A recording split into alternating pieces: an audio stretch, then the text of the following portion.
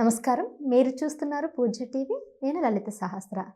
కార్తీక మాసంలో వనభోజనాలు చాలా పాపులర్ కదా! అయితే కార్తీక మాసంలోనే ఎందుకు వనభోజనాలు చేసుకుంటారు?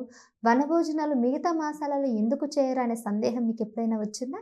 అయితే ఈరోజు ఆ సందేహం నివృత్తి చేయడానికి ప్రస్తుతం మనతో పాటు ఉన్నారు ప్రముఖ జ్యోతిష్కులు, వాస్తు పండితులు మైనంపాటి మురళీ శర్మ గారు. మరి గురువుగారిని అడిగి ఈ విషయాలు తెలుసుకుందాం. నమస్కారం గురుగారు. నమస్కారం అండి. గురుగారు, కార్తీక మాసంలో వనభోజనాలు అనేవి రెగ్యులర్‌గా మనం చూస్తా ఉన్నాము. ఈ కార్తీక మాసంలో వనభోజనాలు ఎందుకు చేయాలి?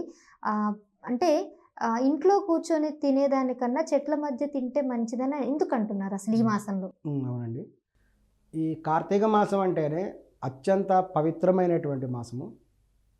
దాంతోపాటు కూడా ఈ కృతికా నక్షత్రంలో సంపూర్ణమైనటువంటి పూర్ణచంద్రుడు కూడా ఈ మాసంలో ఉంటాడు. దానివలన కూడా ఆ చంద్రుని యొక్క విశేషమైనటువంటి తరంగాల వల్ల, వాటి నుంచి వచ్చేటువంటి యొక్క తరంగాల వల్ల అయితేనేమి, ఆ చంద్రకాంతి వల్ల అయితేనేమి, ఈ యొక్క మొక్కలకి విశేషమైనటువంటి శక్తి కూడా వస్తుంది. దాంతోపాటుగా ఉసిరి చెట్టు అనేటువంటిది సాక్షాత్తు లక్ష్మీ స్వరూపం. ఈ యొక్క వనములలో ఉండేటువంటి ప్రాంతములకు కూడా వెళ్ళి సామూహిక భోజనాలు కూడా చేయాలి. అక్కడ కూడా ఉసిరి చెట్టు దగ్గరికి వెళ్ళి ఉసిరి చెట్టు దగ్గర వాళ్ళు దీపములు వెలిగించి అక్కడ విశేషమైనటువంటి దీపదానాలు వంటివి కూడా చేయవచ్చు. వీళ్ళందరూ కూడా కలిసి చేసినట్లయితే వారికి కూడా లక్ష్మీదేవి యొక్క అనుగ్రహం కూడా లభిస్తుంది. వాళ్ళకు ఉండేటువంటి దోషాలన్నీ కూడా తొలగిపోతాయి. సామూహికంగానే ఎందుకు తినాలంటారు అసలు? సామూహికంగా కూడా చేయటం వల్ల వారి మధ్య ఉండేటువంటి ఆత్మీయత అనేటువంటిది కూడా పెరుగుతుంది.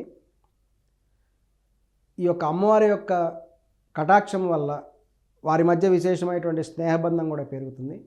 అందువల్లనే కార్తీక మాసంలో ఉండేటువంటి ప్రత్యేకమైనటువంటి తరంగాలు కూడా వ్యాపించి ఉంటాయి ఆ యొక్క వృక్షముల దగ్గర. కాబట్టి తప్పనిసరిగా కూడా కార్తీక మాసంలోనే వనభోజనాలు కూడా చేయాలి. పుణ్య సమయము కాబట్టి ఆ సమయంలో కూడా సామూహిక భోజనాలు చేయటం వల్ల విశేషమైనటువంటి ఫలితం కూడా లభిస్తుంది. అలాగే తులసి చెట్టుకు కూడా ఈ మాసంలో పూజలు ఎక్కువగా చేస్తుంటారు. ఎందుకు గురుగారు? ఇది కూడా ప్రధానమైనటువంటి విషయం.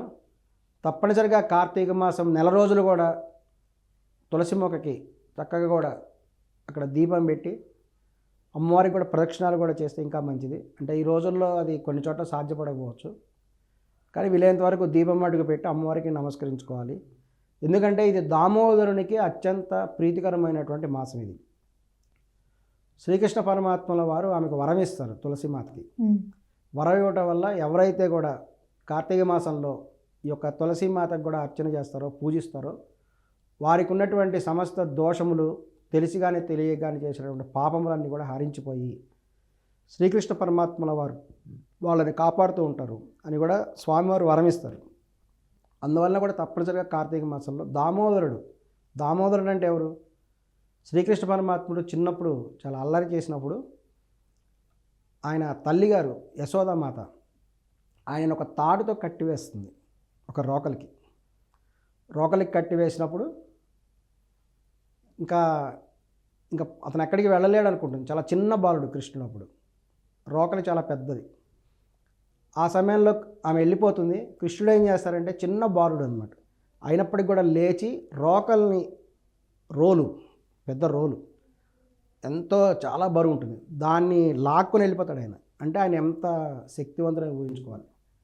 2 వృక్షములు నిలిచి ఉంటే ఆ వృక్షముల మధ్య నుంచి ఈయన చాలా చిన్న పిల్లడు కాబట్టి మధ్యలోంచి వెళ్ళిపోతాడు. దాన్ని లాగంగానే ఆ యొక్క బలానికి 2 వృక్షములు కూడా పడిపోతాయి. పడిపోయినటువంటి సందర్భంలో వాళ్ళు ఒక దేవతలుగా మారిపోతారు. ఆ విధంగా శ్రీకృష్ణుడు వాళ్ళకి శాప విమోచనం కూడా చేస్తారు. ఆ విధమైన ఆ సందర్భాల్లో కూడా ఆయన వరం కూడా ఇస్తారు అన్నమాట.